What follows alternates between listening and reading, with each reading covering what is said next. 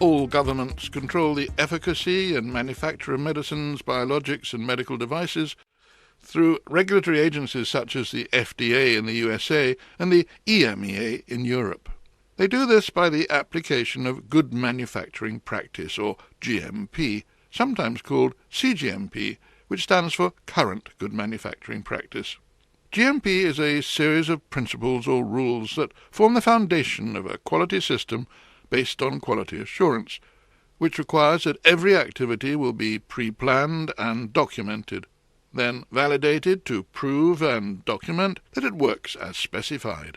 The result defines product quality as being fit for its intended purpose. The GMP principle of good documentation is as applicable to laboratories as to production, and this is emphasized in both the US and EU GMP guides. US CGMP requires that personnel should receive training appropriate to the duties assigned to them, a rule that applies not only to manufacturing but equally to laboratories and their documentation. The European Union Guide to GMP says that good documentation constitutes an essential part of the quality assurance system because clearly written documentation prevents the errors common to spoken communication and permits the tracing of batch history. So, what are the principles that underpin good laboratory documentation? Well, regardless of the nature of their samples, most laboratories are engaged in some form of testing or measurement, and there are two forms of document that control these activities. First are instructions, which are the what has to be done documents, starting with the specification that defines the tests or measurements that must be done. For example, the specification for lab testing a particular material, say a finished product, may address numerous quality characteristics. Secondly, there are the detailed instructions, often included in the specification, showing how precisely each characteristic for that product has to be tested or measured. In addition to these what and how to do it procedures contained in product specifications, there are also other how to do it instruction documents that describe core laboratory techniques, such as how to weigh materials, how to calibrate instruments, and how to maintain equipment in an operational condition. Some companies describe the how-to procedures as methods. Others label them SOPs, standard operating or laboratory operating procedures. These are the standard documents that should detail every procedure required in the laboratory. It doesn't matter what they are called. What does matter is that they exist, are understood, but more important, are used. The second form of laboratory documentation is records, and in this context they are essentially a means of internal communication. They are the medium by which the raw information determined in the laboratory is conveyed to the customer, let's say manufacturing, in an understandable language that allows decisions to be made. The decision might relate to whether to pass or fail, or take some other action towards a starting material, an intermediate, or a finished product. The decision might relate to how much of a crude pharmaceutically active material is to be dispensed.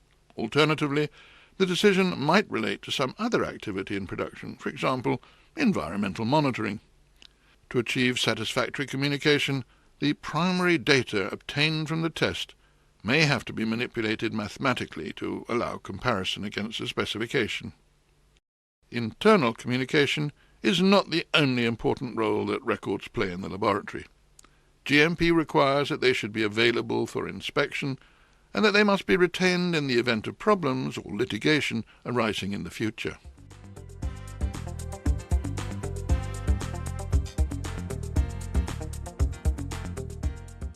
The governments of virtually all countries that make medicinal products require that they are licensed through their regulatory agency. That's certainly true of both the USA and the European Union. Part of the process for obtaining a product license is that the manufacturer must submit a detailed specification of the product to the authorities for their consideration and approval. The manufacturer is not allowed subsequently to deviate from this specification without prior approval of the regulatory authorities. Of course, finished product specifications are not the only ones against which laboratory testing is carried out. There are specifications for starting materials, specifications for intermediates, and specifications for calibration tolerances, and so forth. In the USA, the Quality Department has the responsibility for approving specifications. Similarly, in the EU, it's the responsibility of the head of the quality control to approve or reject all procedures and specifications. The content of specifications for starting and packaging materials, intermediate bulk and products is laid down in some detail in the EU GMP. As with all other documentation, specifications should be authorized and dated. The material being specified should be identified by a clear and unambiguous name, and further, to avoid any confusion, each name should be accompanied by an unique code reference. If the material specified is claimed to comply with a particular pharmacopoeia monograph, then it should be referenced to it. For a finished pharmaceutical, there should be reference to its formula and to the presentation details and packaging, for example, 15 mg tablets in foils. With starting and packaging materials, there should be reference to the approved supplier or suppliers, storage conditions, any special handling precautions, the shelf life, and any requirement to re-examine the material at intervals should also be included in the specification. All this has to be included in the specification, even before we start thinking about the qualitative and quantitative requirements being applied. Remember, as with all other documentation, specifications should be authorized and dated.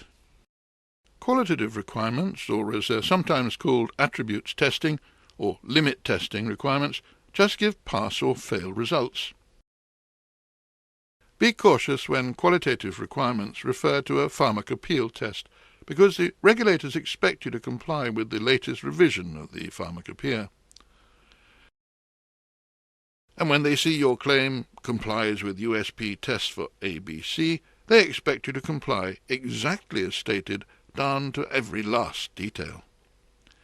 Even the test for sterility, which you might think should be a solid anchor point of pharmacopoeia testing, has undergone many changes through the years. And that means the latest revision, not the one in force at the date the specification was first authorized. In practice, this means that there must be a procedure automatically to trigger a review following a pharmacopoeia update or revision.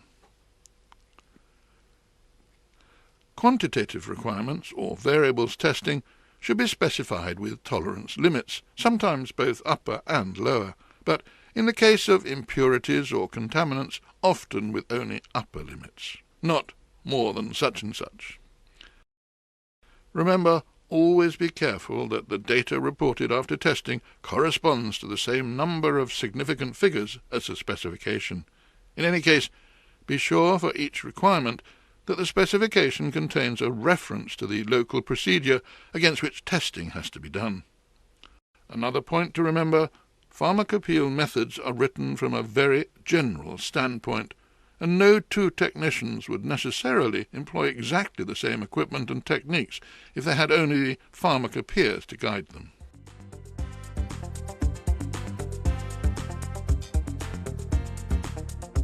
Documents that describe how to do laboratory procedures should never be thought of as merely a compliance issue. From the GMP perspective, the first principle of documentation is that clearly written procedures prevent errors that can happen from spoken communication. And how else can you rely on new personnel being trained in the correct way of doing things? Written procedures also serve as aides memoire for experienced staff. Therefore, when preparing procedures, always have in mind exactly who is the customer. It may be someone with limited or even no experience for the particular task, who's going to have to read, learn, and understand what has to be done by reference to the text, and then undertake the procedure to the highest professional standard. Alternatively, it may be someone who is using the written procedure as a checklist to ensure compliance. These varied requirements place a heavy load on those who are charged with writing procedures. It's a good authoring practice that you should always write a procedure so that it follows the method in every detail. And don't hesitate to make it more detailed rather than leave room for interpretation. As we all know, if we've tried to set up a newly purchased item of electronic equipment, or, under less stringent conditions, tried to assemble furniture from a flat-pack kit. In this course we're focusing on laboratory documentation, but the same considerations apply to sampling procedures, all of which are the responsibility of and need approval from the head of the quality department. It's essential that such documents have a consistent structure. This is the logical use of structure to ensure that all necessary data is included in a useful and unambiguous way. This is not a requirement deriving from corporate design bureaucracy. The essential elements of procedures document format is that they should have an understandable title, that should contain the key words associated with the task being described, and should be short and sweet. Then there's the purpose, that has to tell a reader why the document exists. For example, this procedure describes how to perform the total organic carbon testing using the Sievers analyzer. The next section is application, which could read, procedures described in this document apply to testing purified water to USP requirements. In a complex facility or one manufacturing for a global market, there might be another procedure with exactly the same purpose, viz., this procedure describes how to perform the total organic carbon test using the Sievers analyzer, with an entirely different application. For instance, procedures described in this document apply to testing rinse samples following equipment cleaning procedures. Sometimes it's tempting to try and write one generic procedure for all apparently similar applications. More often than not, it loses focus and becomes very difficult to read and understand. Following application, we need to know who is responsible. This means the person responsible for maintaining the procedure, not necessarily who is responsible for doing the job described in the procedure on a day-to-day basis. Nor does it mean who is responsible for authorizing and approving the document. GMP requires that each and every procedure is regularly reviewed and kept up to date. They require that personnel should receive training appropriate to the duties assigned to them. It's just common sense that if no one is identified to be responsible, then no one will be responsible. The documentation system must ensure that the effective date and issue number of the procedure is identified.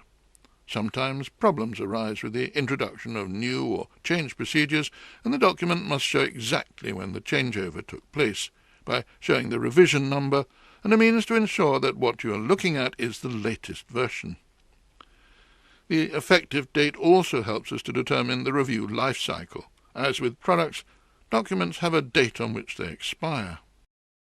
The point of this is that, at the very least, they must be reviewed diligently at appropriate intervals to ensure that the procedures are still current, which should trigger a review of training requirements. Then there's page numbering. It's blindingly obvious that pages must be numbered, and that numbering should be in the style of page number 1 of 6, 2 of 6, and so on, so that we always know how many pages there should be, and would notice if any were missing. We should also be sure that each page comes from the same version of the procedure, so that each page should show the document title and, of course, its code or reference number.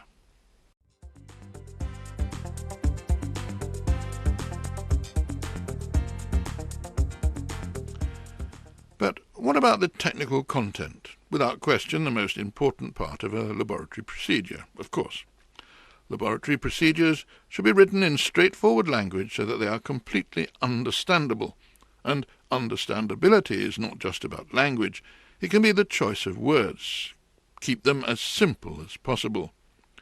One could write, for example, triturate the compound, or alternatively write, grind the compound into a fine powder. They mean the same thing, but which one will everyone understand instantly? As a matter of principle, laboratory procedures should always be written in the language of the people who are required to use them. Sometimes it's necessary to have a set of procedures in the local language, and a translated set of procedures for regulatory submission in another language. If so, we must really be very careful here to remember that the purpose of the procedure is to help the people who have to do the work, to do it the right way, every time they do it. It has to be understandable to them. Even in laboratories where multilingual skills can be expected, it's always recommended and safer to have procedures written and validated in the local language. Clarity of language must be coupled with technical accuracy. To write a procedure with complete technical accuracy is not as simple as one might think. For example, accuracy may be lost in the inaccurate transcription of information from a master document. Nowadays, with the universal use of word processors, much of the typing of procedures may be done by people who understand the technical content, but may be under severe time constraints. And if it has to be set in a central typing pool, be very careful. Always ensure that the procedure SOPs are checked by someone who really understands the particular procedure, and who has enough time to perform the test using the proposed instruction. The value of laboratory procedures written with complete technical accuracy is self-evident. However, much of the benefit is wasted if the steps are written in the wrong order. Another blinding glimpse of the obvious, you might think, but not always adhered to, so another repeat. Always ensure that a document is written in strict progression from step 1, logically leading to step 2, to step 3, 4, 5, etc. Flowcharts can be helpful to organize information in an intelligible form, to help the people who have to use the procedure. Let's face it, ploughing through page after page of closely written text is something all of us find difficult.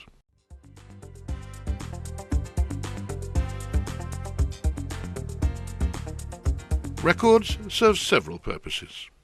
They record events that happened at a particular moment that cannot be reproduced.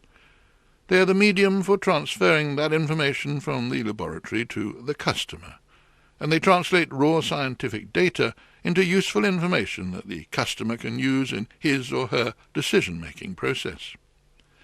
To help demonstrate the terminology of laboratory records, we'll introduce a simple three-stage model that describes any form of analysis.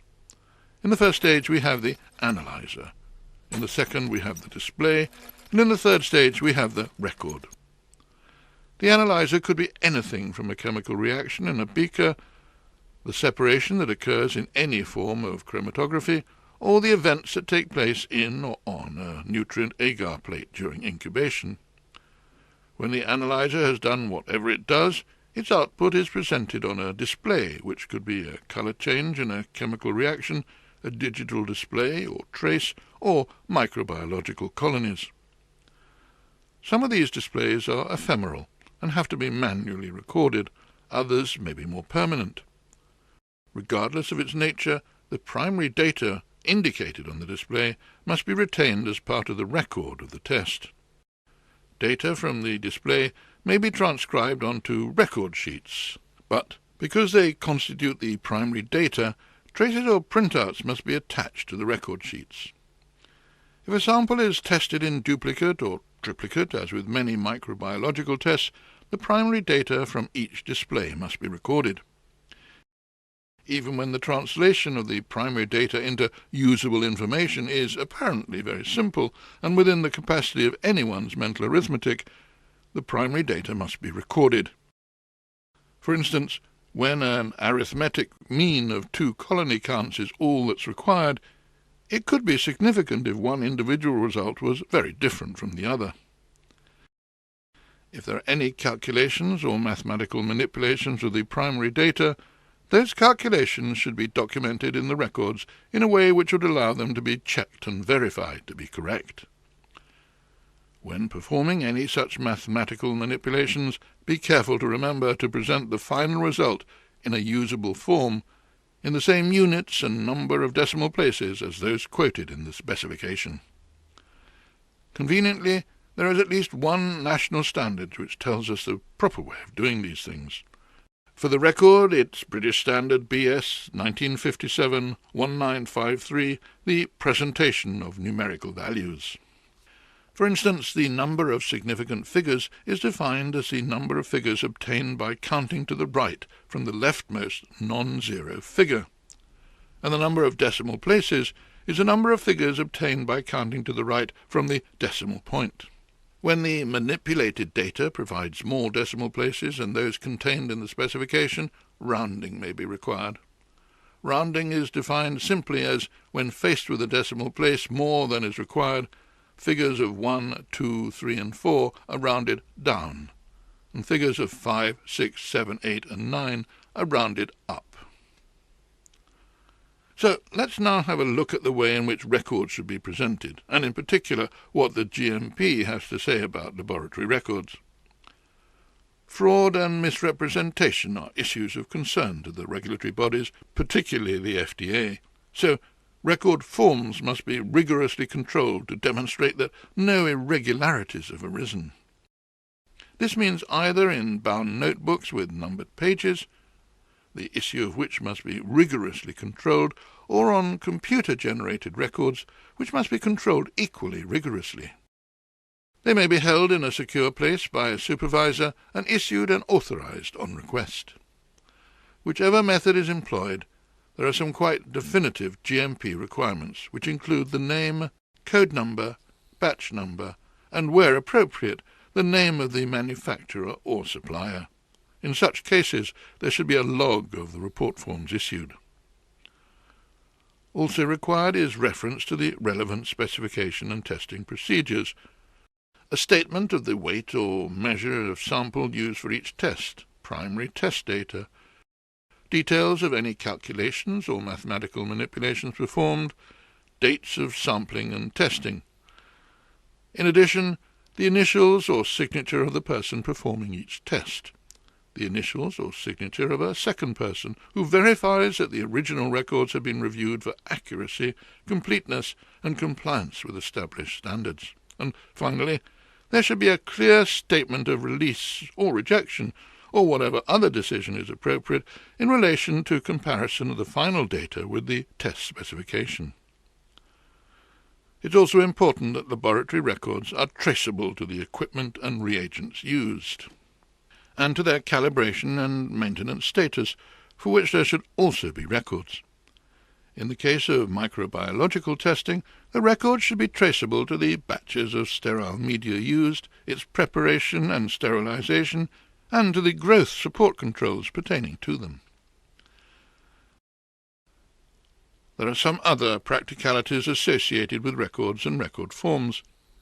It's not allowed by GMP that data should be read off the display to be informally recorded, and then later transcribed onto the formal record sheets or laboratory notebooks. This means that it's quite difficult to create a generic record sheet for all tests, or even for all applications of the same test.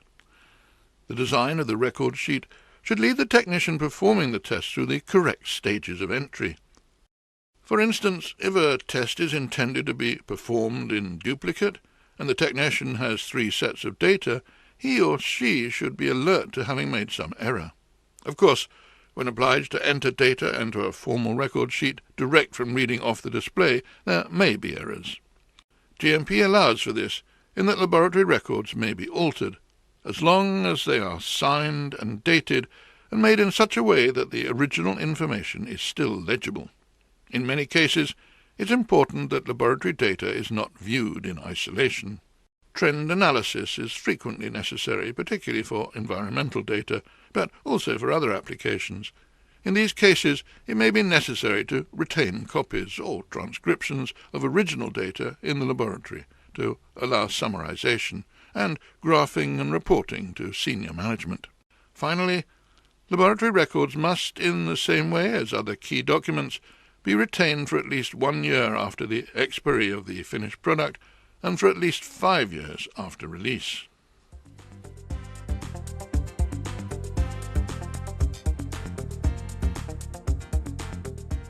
Laboratory documentation is a part of GMP. GMP requires that laboratory personnel must be trained in all aspects of documentation because working with documentation is appropriate to the duties assigned to them.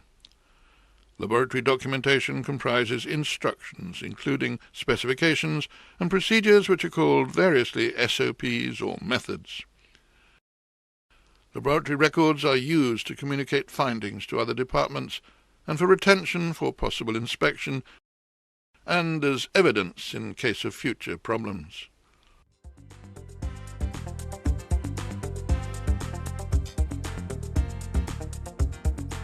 All specifications should be dated and authorized.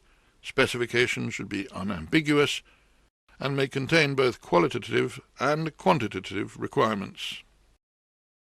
The local SOP for testing each requirement must be referenced because these pharmacopoeias are written so generally that lab technicians need to know exactly the items of equipment and materials to use in their own laboratories. And finally, remember, if a pharmacopoeia requirement is referenced, testing should be done exactly as stated in the pharmacopoeia, and that means the latest revision, not the one in force at the date the specification was first authorized. And don't forget that there must be a procedure automatically to trigger a review following a pharmacopoeia update or revision.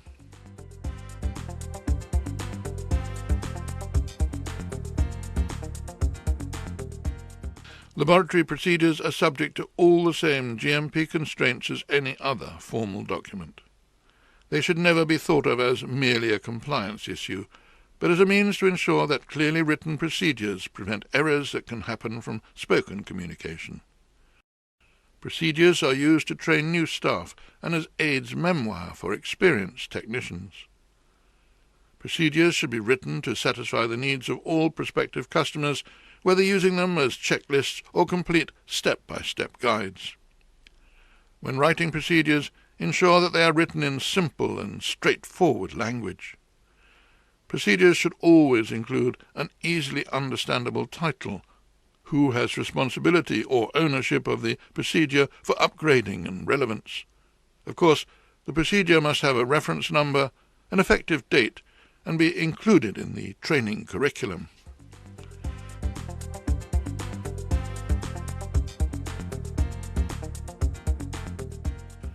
Procedures must be set out within a clearly defined, consistent structure, which is not just another bureaucratic requirement, but to avoid unnecessary problems which all too often arise due to inconsistent documentation.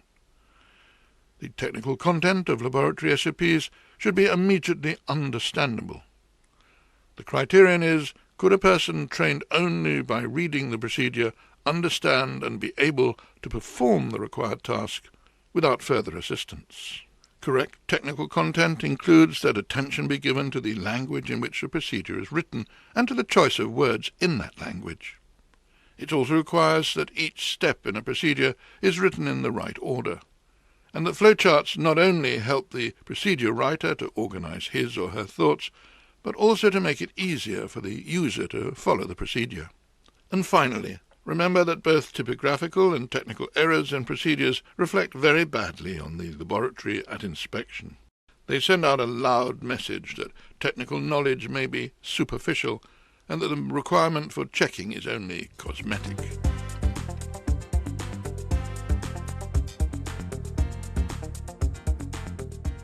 Records provide a snapshot of events that can never be revisited in exactly the same way.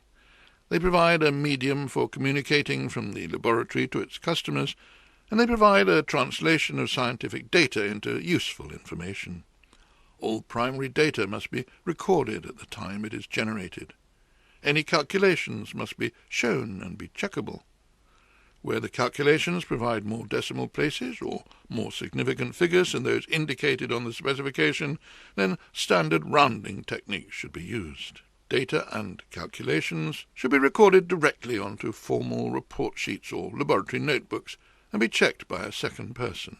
GMP is highly prescriptive with regard to the information included in laboratory records as described in this program. Much of this prescriptiveness is intended to prevent fraud or misrepresentation.